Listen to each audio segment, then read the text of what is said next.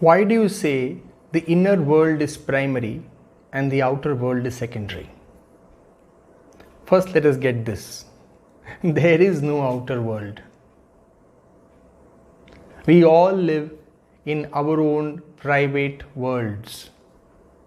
Yes, there is of course an objective world of objects and physicality, but really the world that we inhabit is the world of our experience. It is the world in which we experience life, and that is unique to each one of us. It is the world of our thoughts, opinions, beliefs, emotions, experience, stories, labels, definitions, concepts about ourselves and the world. So this is the world we all live in, and everybody is living in their own world. It only appears as if there is a common world. Actually, we all live in our own worlds, and these unique worlds hardly ever even meet. So there is really only one world. See, for example, I am now speaking. Are you getting what I am saying actually? The answer is no, and you cannot. What you are really perceiving is your interpretation of what I am saying. You may be hearing my words, but what you are listening is your understanding and interpretation of what I am saying, and that interpretation is conditioned by who you are. Similarly, when we see something, we may all be seeing the same thing, but what we are getting, what we are perceiving can be radically different based on our own perception, understanding, based on our own lens. So you see, it only appears as if there is one world. Actually, the world we live in is our world, and that's the only world we know. Now, as we begin to transform this world of ours, we begin to see everything in a new light, and our experience of life also changes dramatically. That is really the only transformation. Now, this is another matter, that as we actually transform, the outside world also begins to reorient itself energetically to our transformation and transforms itself. So yes, it is true to some extent that as we change, the world of physicality around us also begins to reorient itself to our new reality. But the primary world is the inner world. Life is lived inside out. When this changes, the universe changes.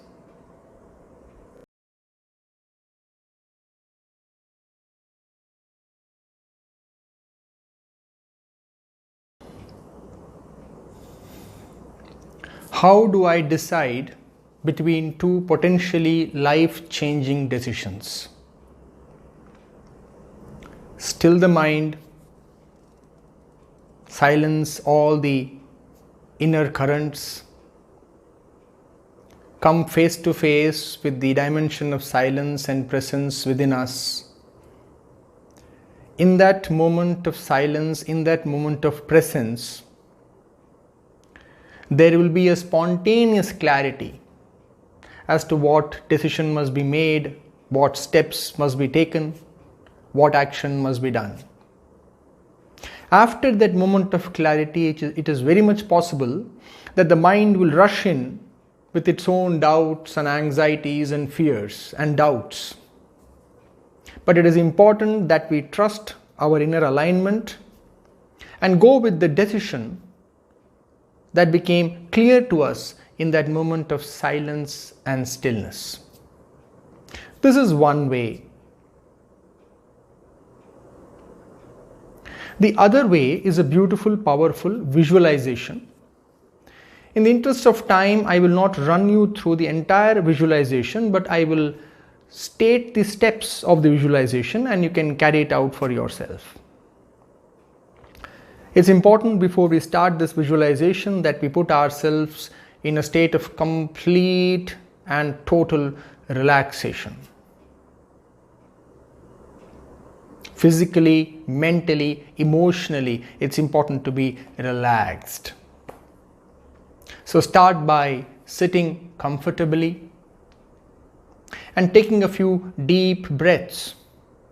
Inhale deeply, and as you exhale, relax deeply into that exhalation. Do it 3 or 4 times, and each time you exhale, relax more and more into that exhalation, so that by the time you have finished 3 or 4 breaths, you are totally relaxed. Then imagine a golden ball emanating warm, relaxing energy and light, entering your body through the tip of your toes. Visualize this beautiful golden ball moving up your feet, into your legs, moving up into your knees, thighs, stomach, back, and moving up right to the top of your head, rolling over your forehead and coming down, relaxing every inch of the body. I have spoken of this in just 30 seconds now, but this entire process of relaxation by moving this golden ball of light will take anywhere between 5 and 10 minutes. Now that the body is entirely relaxed and vibrating at a beautiful frequency of silence and relaxation, I want you to imagine that you have arrived 5 years into your future. That is, you are right now in 26th April 2026.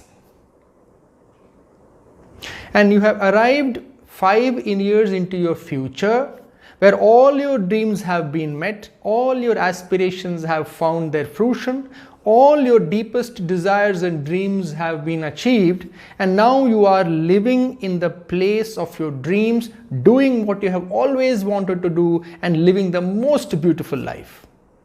Everything that could go right in the last 5 years has gone right, and today here, 5 years into your future, on 26th April 2026, you are living the most beautiful life you could ever imagine. Note it that it is important that you make the 5 years into future now. Stop thinking of it as the future. Imagine right now you are in 26th April 2026. Look at yourself. Where are you living? What are you doing? What is the work that you do? What's the kind of house that you live in? What are the kind of people you are living with? How do you look? How do you feel energetically, physically, emotionally, mentally? How is everything about you? Feel every minute detail and express gratitude for the most wonderful 5 years of past that has brought you here, right now, to the life of your dreams. Stay in this future self for a few minutes. Observe everything around you. Become aware of everything within you. Bring into attention every small detail of your life. After spending 5 minutes like this into your future, now slowly come back into this body. Come back to this moment. Come back to 26th April 2021. Come back to this moment here and now, this chair, this room. And then gradually open your eyes. You will know what is the decision that you must take. You will know which of the two decisions is in maximum alignment with your 5 years future self. The decision which maximum aligns with the life of your dreams, with what you hold truly dear to yourself. What is it that you truly want to achieve? What is it that you truly want to be 5 years from now? Most authentically, truly and deeply, what is it that you want from life? The decision that aligns most with this is the right course of action. Try this and let me know in the comments how well this works out for you.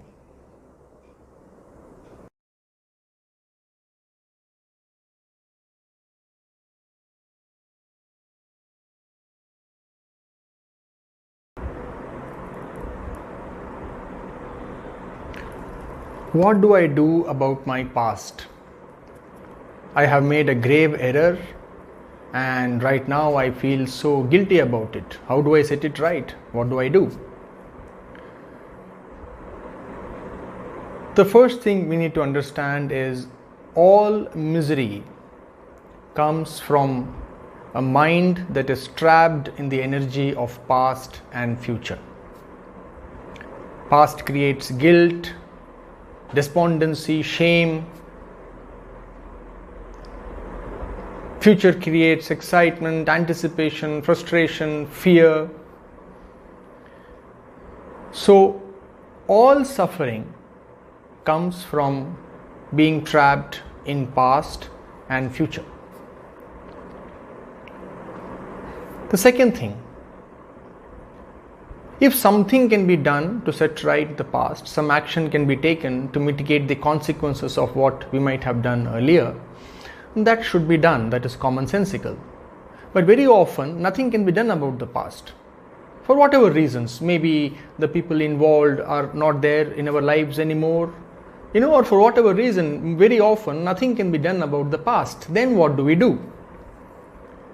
How do we correct a mistake that we made in the past, and how do we get out of the guilt of that mistake in this moment? That's the essence of the question. The first thing we have to understand here is the word mistake. What is the meaning of the word mistake? When we are not fully conscious, when we are not fully present to our actions and the consequences of our actions, when we are not fully present to our thought, emotion, word and deed, what happens is what we call a mistake. So the key to avoid a mistake is basically to be present. Now in this moment, the joke is, in this moment we are committing the same mistake that we committed in the past. Fundamentally it is the same mistake. Why do I say so? Because in this moment, by worrying about the past, by brooding on the past, by feeling guilty about the past, in this moment we are again acting unconsciously. We are again letting our mind getting dragged by compulsive thinking and brooding about either the past or the future, whereas freedom lies in rooting the mind in the present moment. And when we go deep enough into the present moment, we come face to face with presence, which is the formless essence of this present moment, and we come to know directly by experience that we are indeed free of all past and future. In fact, there is no past and there is no future. All there is, was or ever will be is this moment. So the whole purpose of spiritual practice, or whole what we call spiritual evolution or spiritual growth or spiritual maturity, is our ability to let go of past and future. In other words, let go of the mind, because mind is nothing but past and future. Let go of the idea of time, which again is synonymous with mind. Let go of all this, root ourselves in the present moment and realize who we are. So it's important that we do not commit the most fundamental error of being not present to this moment here and now, and allow our mind to brood compulsively either about the past or anticipate the future.